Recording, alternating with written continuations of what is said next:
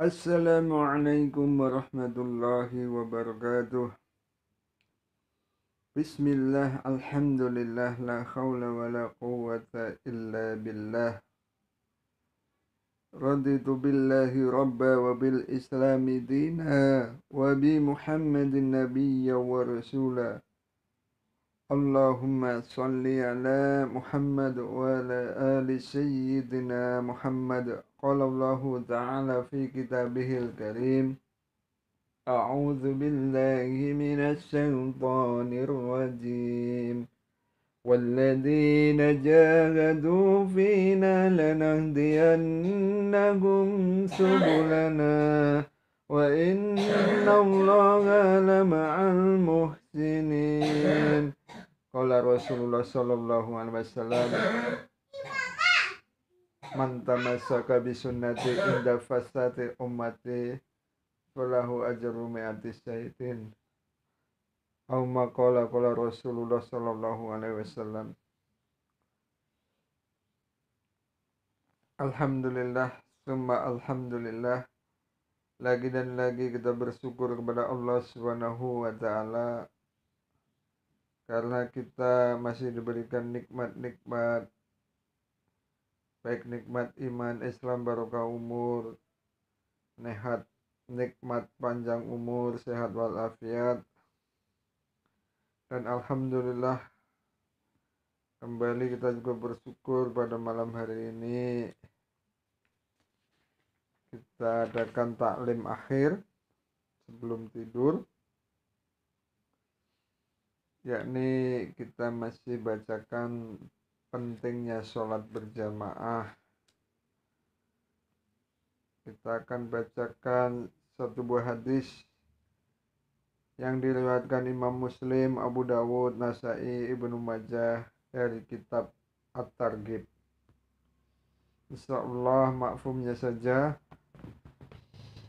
dari Sayyidina Ibnu Mas'ud radhiyallahu anhu, ia berkata, barang siapa ingin berjumpa dengan Allah Subhanahu wa taala pada hari kiamat dalam keadaan Islam, hendaklah ia menjaga sholat 5 waktu di tempat azan dikumandangkan, karena sesungguhnya Allah Subhanahu wa taala telah mensyariatkan untuk nabimu jalan-jalan hidayah, dan sesungguhnya sholat berjamaah di tempat azan dikumandangkan termasuk jalan-jalan hidayah tersebut. Apabila kamu sholat di rumah-rumahmu sebagaimana perbuatan si fulan, berarti kamu meninggalkan sunnah nabimu. Jika kamu meninggalkan sunnah nabimu, maka sesatlah kamu. Tiada seorang kecuali Allah Subhanahu wa taala mencatat untuk setiap langkahnya satu kebaikan, meningkatkan baginya satu derajat, dan menghapusnya baginya dan menghapuskan baginya satu kesalahan. Sungguh saya melihat di antara kami pada zaman baginda Nabi sallallahu alaihi wasallam, tidak ada orang yang tidak pergi ke masjid kecuali orang munafik yang telah diketahui kemunafikannya. Pada zaman baginda Nabi sallallahu alaihi wasallam, kebanyakan orang munafik pun tidak berani meninggalkan sholat berjamaah. Sungguh pernah ada seorang laki-laki uzur, ia dipapah oleh 2 orang lalu diberdirikan dalam shop sholat. Diriwayatkan pula, sungguh saya melihat di antara kami pada zaman baginda Nabi Muhammad SAW, tidak seorang pun yang meninggalkan sholat berjamaah di masjid kecuali orang munafik yang telah diketahui kemunafikannya atau orang sakit parah. Sungguh seseorang akan dipapah oleh 2 orang untuk sholat berjamaah. Sayyidina Ibnu Abbas, Sayyidina Ibnu Mas'ud radhiyallahu anhu berkata, sesungguhnya baginda Rasulullah SAW telah mengajari kami jalan-jalan hidayah, dan sesungguhnya sholat di masjid di tempat adzan dikumandangkan termasuk jalan-jalan hidayah. Hadis riwayat Muslim, Abu Dawud, Nasai, Ibnu Majah dari kitab At-Targhib. Faidah, para sahabat radhiyallahu anhum sangat menjaga sholat berjamaah. Mereka berusaha keras agar bisa sholat berjamaah. Meskipun sakit harus dipapah oleh orang lain.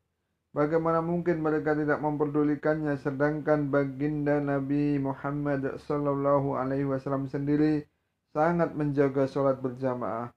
Ketika beliau sakit parah menjelang akhir hayatnya, beliau berkali-kali pingsan dan berkali-kali meminta air wudhu. Akhirnya dengan susah payah beliau dapat berwudhu. Kemudian beliau pergi ke masjid dengan dipapah oleh Sayyidina Abbas radhiyallahu anhu dan seorang sahabat lain. Karena kaki beliau tidak bisa menapak dengan baik atas kehendak beliau, Sayyidina Abu Bakar radhiyallahu anhu mengimami sholat berjamaah. Kemudian baginda Nabi SAW menyertai sholat berjamaah dari kitab Sahih Bukhari Muslim. Sayyidina Abu Darda radhiyallahu anhu berkata, aku mendengar baginda Rasulullah SAW bersabda, beribadahlah kepada Allah seolah-olah dia di hadapanmu dan seolah-olah kamu melihatnya. Anggaplah dirimu termasuk dalam daftar orang-orang yang sudah mati, tidak merasa sebagai orang yang masih hidup, sehingga tidak gembira karena sanjungan dan tidak sedih karena cacian.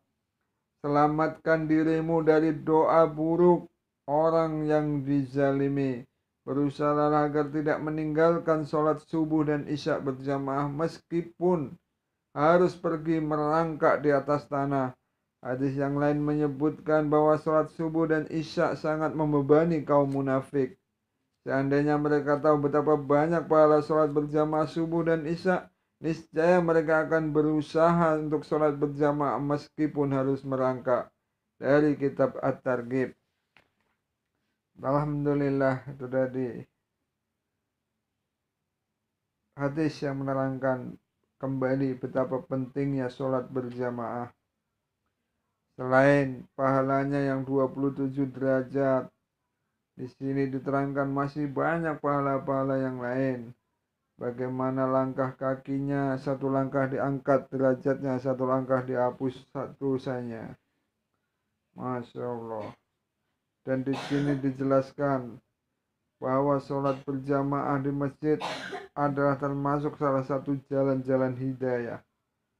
Nah, maka dari itu, apabila kita ingin mendapatkan hidayah daripada Allah Subhanahu wa taala, maka kita niatkan diri kita untuk senantiasa menjaga sholat berjamaah,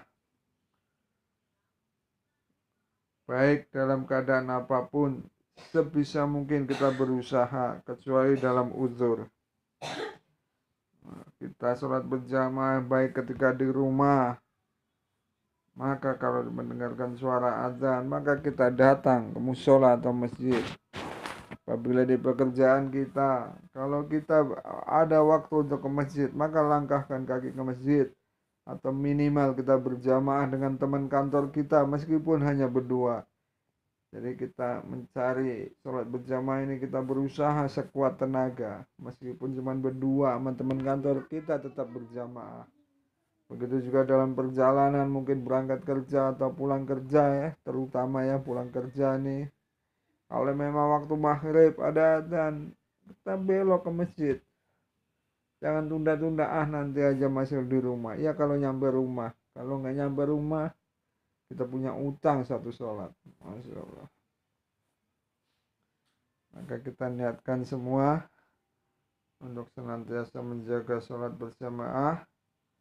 Karena di dalam hadis ini diterangkan juga bahwa salah satu ciri-ciri orang munafik yakni orang yang enggan mengerjakan sholat isya berjamaah dan sholat subuh berjamaah.